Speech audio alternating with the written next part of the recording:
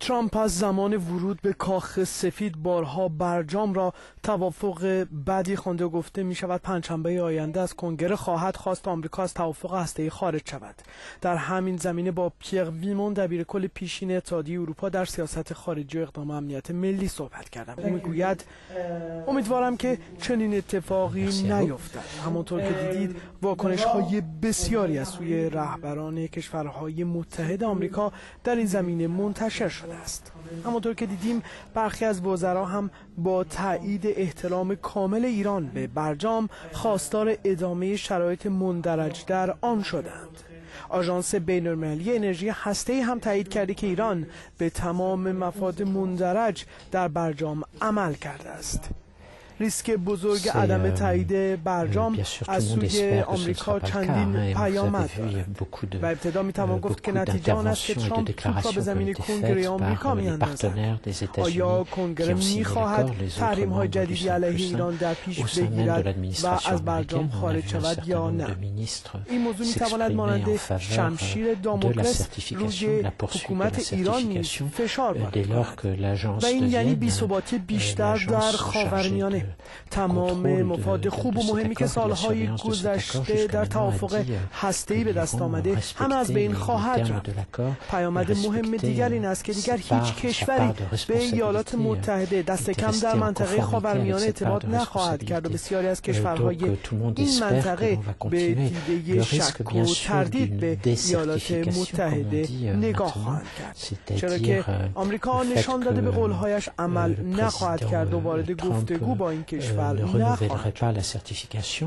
پیامد دیگر برای رقبای منطقه آمریکا آنها امتیازات بسیار مهمی به دست می‌آورند، از جمله اینکه راحت‌تر در خاورمیانه با کشورهای همسایه به توافق دست پیدا می‌کنند. کشورهای خاورمیانه از این پس می‌دانند که بیشتر می‌توانند به کشورهای چون روسیه که ثبات بیشتری دارند اعتماد کنند تا ایالات متحده.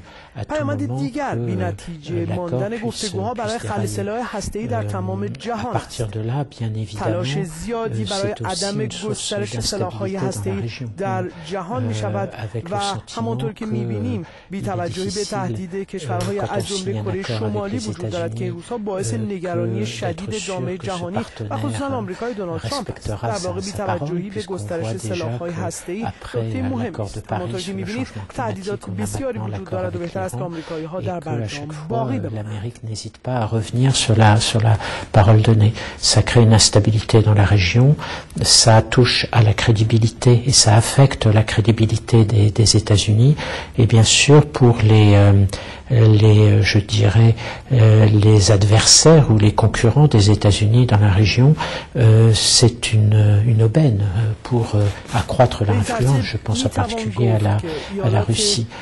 Troisièmement, dans une situation où tous les efforts pour essayer d'éviter la prolifération nucléaire, je pense en particulier à la crise avec la Corée du Nord, où tous ces efforts se multiplient pour essayer d'éviter que la Corée du Nord se dote de l'arme nucléaire. Le risque de relance du programme nucléaire iranien ne peut qu'ajouter un facteur supplémentaire et un risque supplémentaire dans tous les efforts qui sont actuellement menés pour empêcher cette course à la prolifération nucléaire de reprendre et de se poursuivre. Donc vous voyez, il y a beaucoup de menaces et tout ça incite plutôt à essayer de convaincre le président américain de poursuivre la certification. آقای ویمون میپرسم اما وظیفه اروپا در این میان چیست؟ آیا کنگره آمریکا موفق می شود با تحت فشار قرار دادن شرکای اروپایی باعث خروج اروپا از توافق هسته‌ای شود یا نه اروپایی‌ها هستند که کنگره را برای ماندن در برجام قانع می‌کنند؟ Bien sûr. Les Européens ont été très clairs, qu'il s'agisse des déclarations faites par Madame Mogherini à plusieurs reprises ou par les États membres concernés, pas directement par l'accord puisque signataires de l'accord, l'Allemagne, la Grande-Bretagne, la France, ils ont tous été très clairs.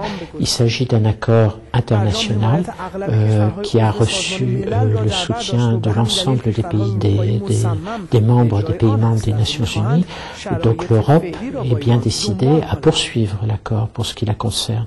Le risque donc, c'est qu'on assiste, si jamais, premièrement, le président Trump refuse une nouvelle certification et si ensuite le Congrès américain devait décider à nouveau de mettre en place des sanctions supplémentaires contre l'Iran, à ce moment-là, on pourrait se retrouver dans un risque de confrontation avec les Européens, parce que eux sont très clairs, l'Iran respecte ses engagements au regard de l'accord de Vienne de 2015, et donc les Européens n'ont aucune raison de rétablir de nouvelles sanctions contre l'Iran. Donc on serait dans une situation où les Américains rétabliraient des sanctions et les Européens, comme d'ailleurs les Russes et les Chinois, ne le feraient pas. Et comme vous le savez, nous ne voulons pas. Le vrai problème n'est pas là, n'est pas au niveau politique.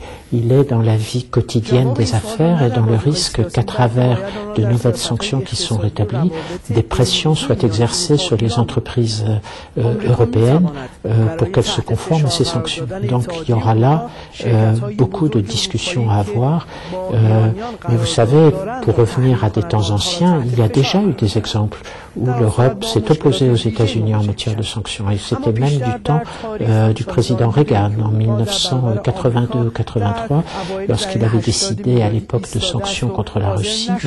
Il refusait de construire un nouveau gazoduc, c'est il y a longtemps, mais les Européens, qui à l'époque étaient, si je me souviens bien, 10, les 10 Européens avaient refusé de suivre les États-Unis dans cette voie et s'y étaient opposés. Donc on pourrait tout à fait assister à nouveau à une situation de ce type.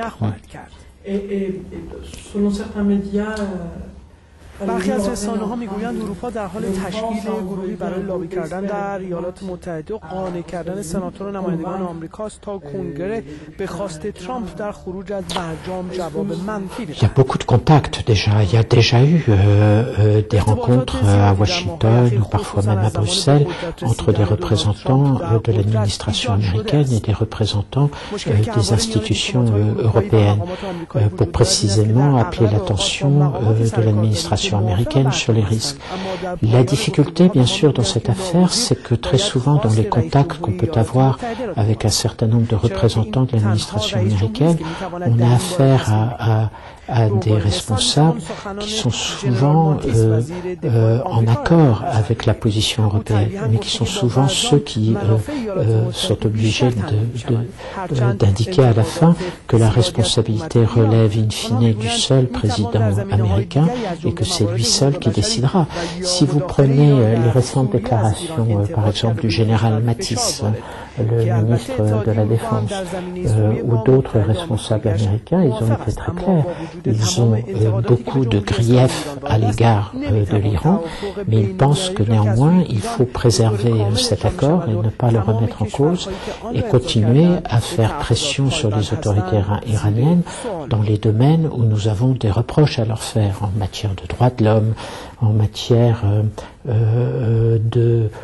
de soutien ou d'action dans la région.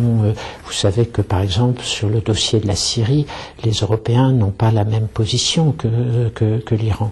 Mais tous ces divergences qu'on peut avoir, ces reproches qu'on peut faire aux autorités iraniennes ne justifient pas qu'on remette en cause un accord qui, encore une fois, pour le moment, a été respecté par toutes les parties qui ont signé cet accord.